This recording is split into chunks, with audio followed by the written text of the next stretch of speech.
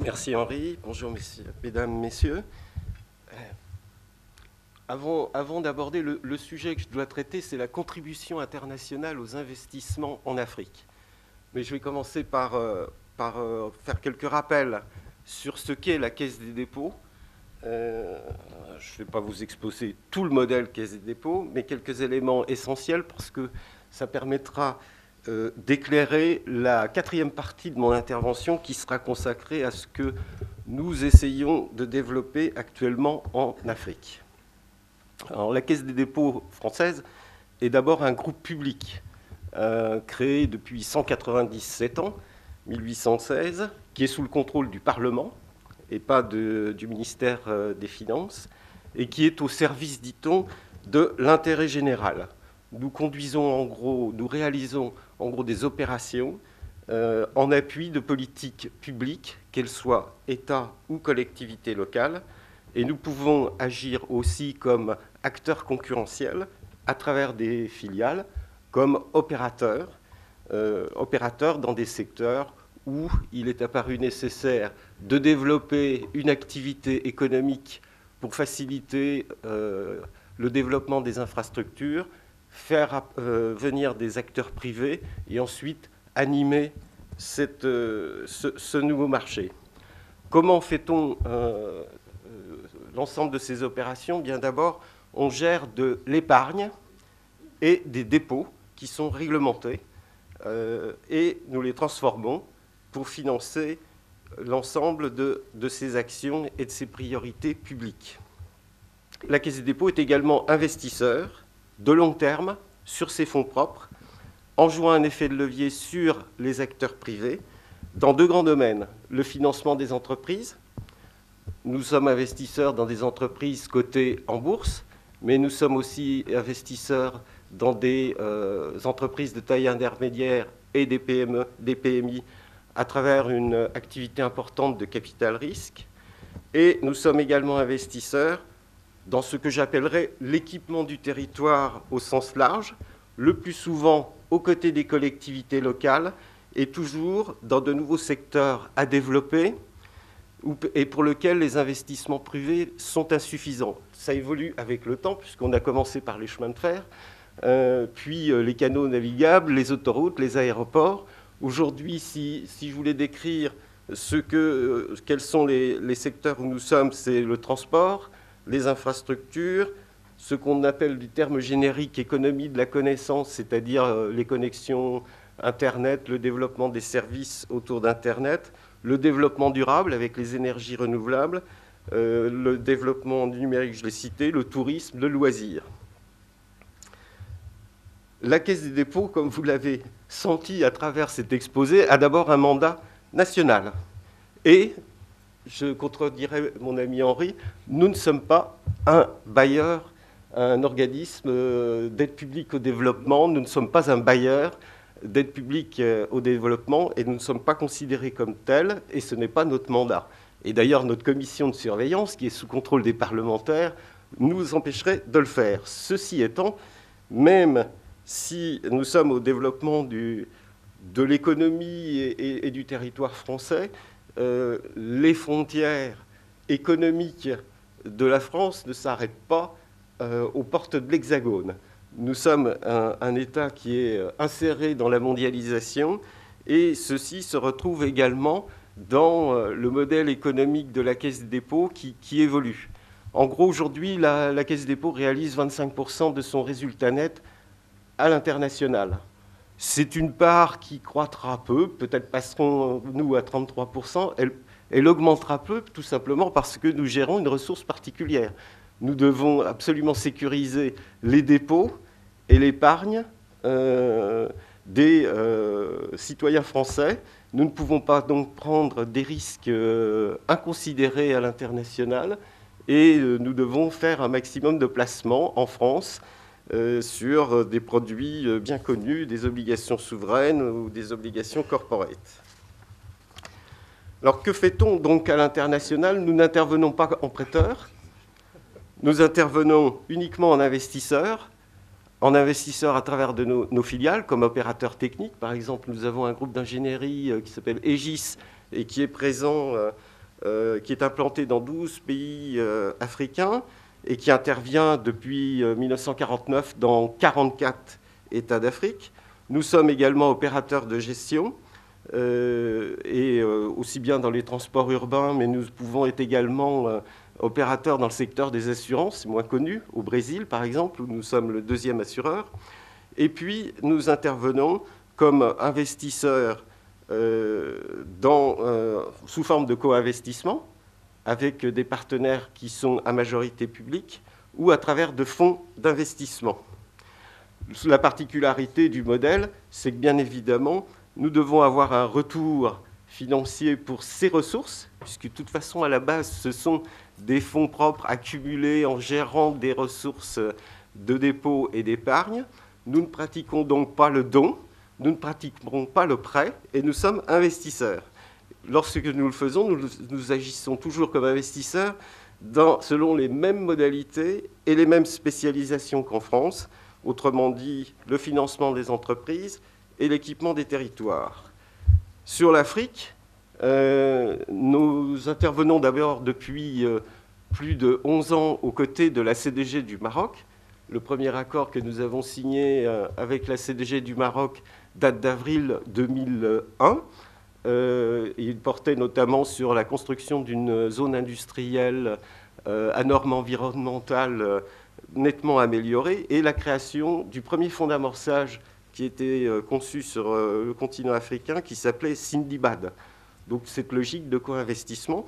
Nous avons développé nos opérations avec la CDG et aujourd'hui nous intéressons plus largement à l'Afrique, toujours en l'Afrique et la Méditerranée, mais c'est le Grand Maghreb essentiellement, pour aider à la maturation de projets d'investissement dans les infrastructures et les PME, porteurs d'un retour économique et social, et puis faciliter la structuration d'une offre de financement avec d'autres investisseurs, l'objectif étant de jouer l'effet de levier. Traditionnellement en France, lorsque nous investissons 1 euro dans une opération, nous levons 7 euros de partenaires privés.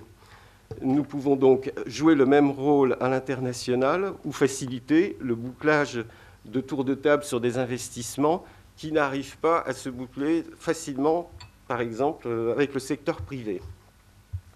Ce petit mot d'introduction un peu long, je le conviens, mais fait, je voudrais vous parler maintenant de la contribution des investissements internationaux au développement en Afrique. D'abord, le premier constat qu'on peut faire, c'est que l'Afrique a fortement progressé durant la dernière décennie dans sa capacité à drainer des financements internationaux, et notamment des investissements directs étrangers. D'abord, le continent africain enregistre une croissance soutenue depuis plus d'une décennie, avec un taux de 5% encore en 2012. C'est quand même largement plus que l'Europe ou les États-Unis. Et, nous dit le FMI, cette croissance devrait être maintenue encore en 2013 et 2014. Donc il y a déjà un premier phénomène quand même d'attractivité à travers ce développement et cette croissance soutenue, moins qu'en Asie du Sud-Est, mais beaucoup plus fortement, en tout cas, que dans les pays industrialisés. Les mouvements de capitaux étrangers vers l'Afrique, entre 2000 et 2010, ont en gros quintuplé, passant de 27 milliards à 126 milliards de dollars. Et surtout, ce qui est plus intéressant, c'est qu'aujourd'hui, et depuis quelques années, ils sont composés à 50% d'aide publique au développement et à 50% d'investissements directs étrangers. Donc on est quand même sorti du schéma où la contribution, enfin l'apport financier international en Afrique était en aide publique au développement. Ceci dans un contexte de désendettement. 140 milliards de dollars de dettes en Afrique subsaharienne en 1990 et 15 milliards aujourd'hui, dû largement à l'initiative de désendettement pour les pays pauvres très endettés, mais ce qui signifie que si cet endettement a fortement décru et qu'on a une croissance, globalement, c'est de l'épargne internationale qui se dirige vers l'Afrique, alors que jusque dans les années 90, c'était de l'épargne africaine qui repartait vers les pays industrialisés. Ça change énormément la manière de voir le problème. On parle aussi de la contribution du commerce extérieur, et ça, il faut être plus nuancé, parce qu'il y a certes un certain nombre, enfin, si on regarde globalement le continent africain, on voit que les excédents commerciaux sont passés de 40 milliards en 2008 à 65 milliards en 2011. Ceci étant, il n'y a que 7 pays qui sont en Afrique subsaharienne en excédents commerciaux. Et les autres sont en déficit. Donc l'apport commerce extérieur est utile économiquement, mais si on regarde macroéconomiquement, les flux entrées-sorties, c'est moins net sur ce volet-là. Moi, ce que je retiens, c'est quand même le désendettement et l'apport de capitaux étrangers, notamment d'investissements directs, qui font rentrer de l'épargne en Afrique. Je vais faire un focus maintenant sur spécifiquement les flux entrants d'investissements directs étrangers en Afrique. On me censure. Ils ont... Larsen. Donc ces flux ont quintuplé. Ces flux ont quintuplé entre 2000 et 2007. On est passé en gros de 10 milliards à 50 milliards de dollars. Ils ont eu un pic en 2008 où ils sont passés à 60 milliards et puis ensuite une décrue très forte. Ils sont passés à 43 milliards en 2011. C'est dû essentiellement à l'impact de la crise financière sur les pays industrialisés qui ont décru très fortement leurs investissements vers l'Afrique et vers la Méditerranée. Mais et il y a un deuxième effet, c'est aussi l'effet sur les investisseurs, ce qu'on appelle les printemps arabes, et une chute très forte des investissements sur le Grand Maghreb, Égypte inclus. Un point intéressant, c'est que les flux vers l'Afrique subsaharienne, eux, se sont redressés. Et de 2010 à 2011, ils sont passés de 29 milliards à 37 milliards. Bon, 30 à 40 milliards en gros. Donc il y a une dynamique qui demeure en Afrique subsaharienne. On prévoit pour l'année 2012 une croissance des IDE jusqu'à 46 milliards de dollars, donc une nouvelle reprise tendancielle de ces investissements. La part relative. On a beaucoup discuté sur la part relative du continent africain dans les projets mondiaux d'investissement étranger. Donc en 2011, on est à moins de 3%, 2,7%. C'est plus que l'Inde, mais c'est 50% de moins que le Brésil et 2 fois moins que la Chine. Ceci étant, sur la dernière décennie, l'Afrique a montré sa capacité à accroître son attractivité auprès des investisseurs internationaux. On est passé de 0,7% des flux mondiaux d'IDE en 2000 à 3% en 2005, 4,4% en 2009. Et aujourd'hui, il semble qu'en 2012, après la chute que j'ai signalée tout à l'heure, on se redresse à nouveau à 3,5%. Et ça, ce passage de 2011 et 2012 va être important. Il faut s'assurer que les statistiques soient vérifiées, parce qu'il y a toujours un peu de retard entre les premiers résultats et puis ensuite les révisions et les corrections. Mais c'est important parce que si ces chiffres sont confirmés, entre 2011 et 2012, on aurait une croissance de 5% des investissements en Afrique, alors qu'au niveau mondial, les investissements directs étrangers décroissent de 18%, ce qui confirmerait une attractivité forte. Troisième élément important, le continent a réduit sa dépendance aux matières premières de 2003 à 2011. Je dis 2003 à 2011, les séries statistiques sont complexes. Parfois, on les trouve sur 2000-2010, parfois 2003-2011. Ce qui est toujours intéressant, c'est d'avoir à la fois la vue sur une année, mais d'avoir des vues rétrospectives sur 5 ans ou 6 ans. Et nous en remettons à la sagacité des statisticiens pour travailler. Ce que nous observons, ce qu'on peut observer, c'est que sur cette période 2003-2011, plus de 50% des projets, je ne parle pas des volumes, des capitaux, mais plus de 50% des projets sont liés à des activités de services.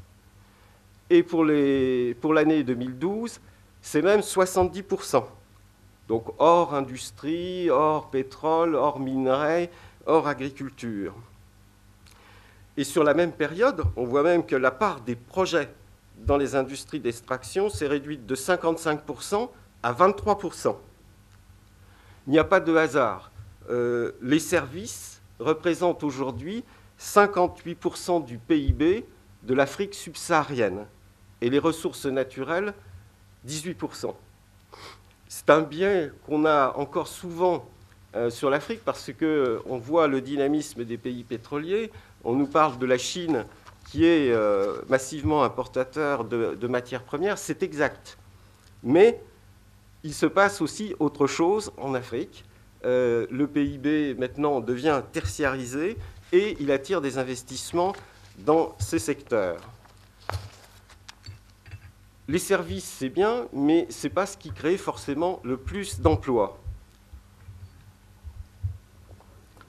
De 2008 à aujourd'hui, si on raisonne en termes de capital, cette fois-ci en dollars, en montant de capital étranger investi en Afrique, près de 70% l'a été dans les infrastructures et l'industrie manufacturière, et pas du tout dans les activités d'extraction.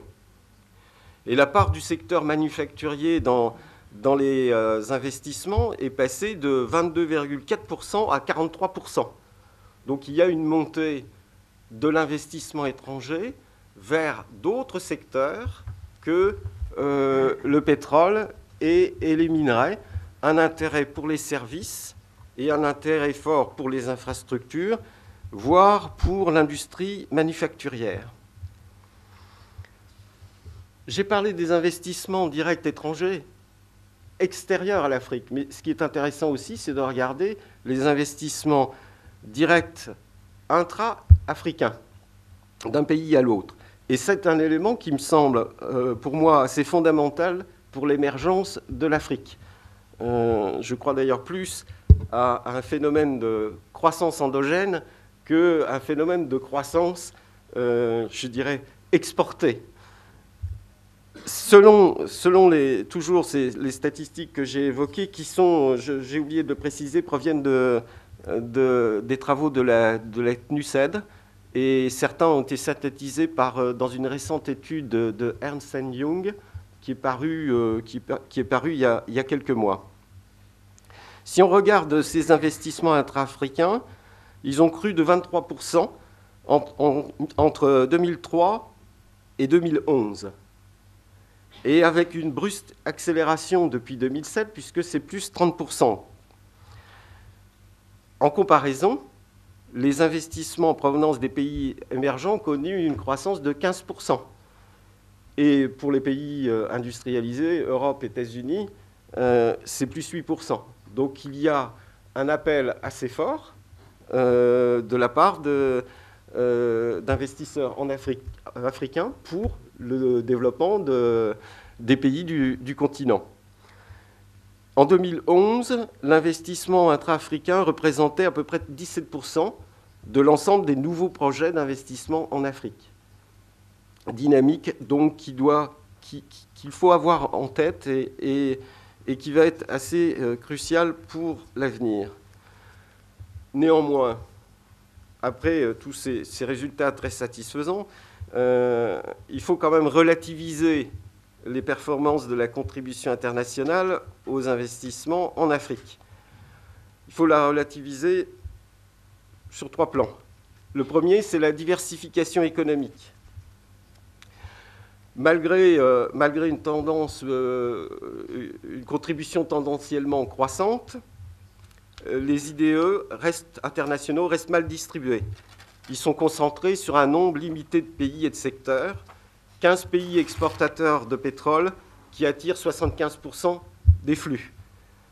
Et si on tient compte, parce qu'on parle, évidemment, on pense toujours en arrière-plan aux investissements de la Chine.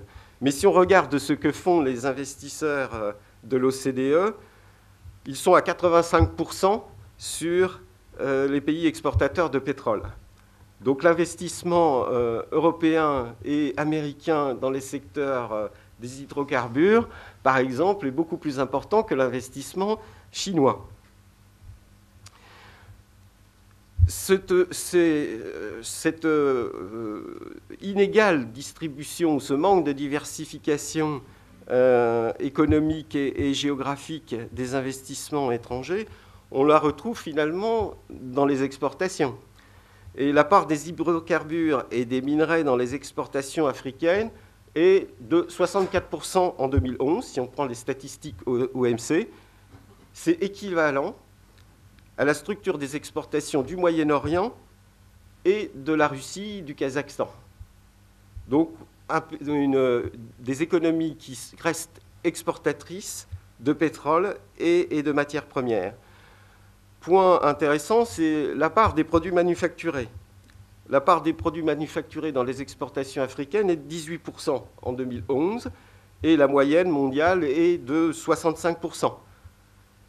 Si on en fait des détails, en Amérique du Sud, la part est de 28%. Donc on est quand même très en deçà, très en retard en matière d'exportation de produits manufacturés, de produits industriels, par rapport au reste du monde.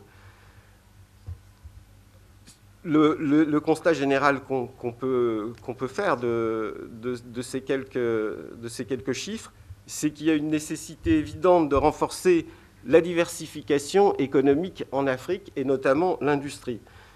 Je ne pense pas qu'il faut aborder les choses exclusivement en termes de commerce extérieur. Est-ce que l'Afrique a vocation à devenir l'atelier du monde en remplacement de la Chine? Ça se discute très fortement, parce qu'il y a d'abord des besoins en Afrique qu'il faut remplir. Il faut fournir les marchés, et il n'est pas forcément évident que le modèle vers lequel doit se tourner l'Afrique, c'est celui d'un certain nombre de pays du sud-est asiatique qui ont bénéficié d'investissements massifs de l'Occident pour réexporter, mais pas forcément dans l'immédiat répondre à tous les besoins des populations et réduire les inégalités. J'ai parlé de la diversification économique, maintenant le développement des infrastructures. Les besoins non couverts ou non financés ont été évalués à 30 milliards de dollars par Goldman Sachs il y a quelques années. La BAD les évalue aujourd'hui à peu près à 50 milliards par an, j'entends. 90 milliards par an de besoins et 40 milliards financés. Et les déficits d'infrastructures, bien évidemment, constituent des goulets d'étranglement pour de nombreux États d'Afrique. Je pense à l'énergie. Une belle expression, l'Afrique, c'est le continent de la panne électrique. Ça, c'est effectivement assez majeur. On voit par exemple qu'un pays comme le Nigeria, qui est producteur de pétrole, importe ses produits raffinés. Il y a des problèmes de production électrique. Il y a tout le domaine de la logistique, de l'eau potable. Il y a énormément encore à faire en matière d'infrastructure. Et l'investissement étranger, mais l'investissement endogène doit se concentrer sur ses besoins avec, malgré tout, un gap de financement important. Le troisième point, c'est la promotion du secteur privé et du soutien aux entreprises. Les firmes de private equity ont investi environ 12 milliards de dollars en Afrique depuis 2007. On a des grands groupes internationaux qui lèvent des fonds de plus de 500 millions de dollars. BTG, Development Partners International, Carlyle. Mais globalement, les flux d'investissement direct étrangers sur les PME restent relativement faibles par rapport aux autres régions en développement. Donc c'est quelque chose qui doit être développé si on veut notamment booster le secteur de la production industrielle. Il y a nécessité évidente pour booster ces investissements d'accélérer la réforme des cadres juridiques et réglementaires et puis bien évidemment d'améliorer le fonctionnement des marchés financiers. Il faudrait créer des marchés obligataires. Il y a beaucoup de choses encore à faire, beaucoup de réformes dans le secteur financier. Les initiatives donc étrangères ou les initiatives pour accroître les investissements directs étrangers doivent être encouragées et renforcées, mais ce qui nous semble important, nous, à la Caisse des dépôts, c'est qu'il faut développer les outils de financement adossés à des ressources endogènes. Aujourd'hui, globalement, le taux d'épargne en Afrique se situe à 20,7%, 21% du PIB. Et si on compare l'Asie du Sud-Est, c'est 30%. La zone Pacifique, c'est 46%. Donc il y a nécessité de mobiliser cette épargne parce que ça a une incidence, bien évidemment, sur le taux d'investissement. Dans les pays du Sud-Est asiatique, le taux d'investissement brut est de 30 à 35%. Donc on en est encore très loin en Afrique. Et il faut créer des instruments, des outils pour développer une épargne de long terme. Parce que je crois, ce que nous a appris quand même la crise financière, c'est que pour investir à long terme, faire des financements longs, bien, il faut des ressources longues. Et quand on ne le fait pas, on va droit dans les catastrophes industrielles. Le modèle Caisse des dépôts en France, c'est financement long, ressources longues, et d'ailleurs avec des maturités, comme on dit, à parier, du 20 ans, c'est des ressources à 20 ans. Donc ça, c'est un modèle qui n'existe pas encore en Afrique parce que l'épargne n'est pas mobilisée. Le secteur bancaire fonctionne avec des dépôts à vue, mais il n'y a pas de produit d'épargne long terme, et c'est un sujet, un vaste chantier. Que faisons-nous? Je viens à la Caisse des dépôts et je vais m'arrêter. Que faisons-nous? C'est que nous travaillons avec des institutions publiques qui partagent, je dirais, cette philosophie. Faire du financement de long terme et développer des ressources de long terme. Ce qui nous a amené à nous intéresser plus particulièrement à des projets de Caisse des dépôts qui existaient ou qui sont en cours de création, à travers une fédération qui s'appelle le Forum mondial des caisses des dépôts, mais aussi à travers des accords bilatéraux. Nous travaillons, comme je l'ai dit, avec la Caisse des dépôts de gestion du Maroc. Nous avons aidé à la création de la Caisse des dépôts de Tunisie. En plus d'un an et demi, elle gère maintenant 2 milliards d'euros. Et puis, nous travaillons avec des caisses de dépôt, les caisses de dépôt de Mauritanie, du Sénégal, du Gabon. Il y a d'autres projets. Et à chaque fois, ce que nous essayons de voir avec elles, c'est non seulement leur apporter une assistance technique, mais c'est surtout de travailler avec elles sur des projets dans les infrastructures, dans le financement des PME, et comment aussi les aider à concevoir des outils de drainage de l'épargne domestique, de manière à ce que ces institutions puissent aussi avoir un effet d'entraînement sur le secteur privé. Je crois que si des institutions publiques de ce type commencent à financer des infrastructures, elles pourront avoir un effet de levier auprès du secteur bancaire qui aujourd'hui ne le fait pas pour des raisons de risque. Ce n'est pas une vue de l'esprit, c'est ce que la Caisse des dépôts a fait en France, en gros de 1850 à aujourd'hui. C'est ce que fait la CDG au Maroc depuis sa création. Et le succès de la CDG montre qu'il y a une voie à suivre pour avoir des institutions financières publiques d'un type spécial qui ne se substituent pas au secteur privé, mais qui jouent un rôle de dynamisateur du secteur privé en mobilisant l'épargne endogène, parce qu'il y a de l'épargne en Afrique. Et personnellement, je suis convaincu que la croissance en Afrique doit être endogène, qu'elle doit se développer d'abord pour ses propres besoins, et que les financements internationaux peuvent y contribuer, peuvent apporter des ressources là où c'est nécessaire, peut-être aussi des méthodes, mais le cœur du réacteur, c'est l'Afrique. Merci.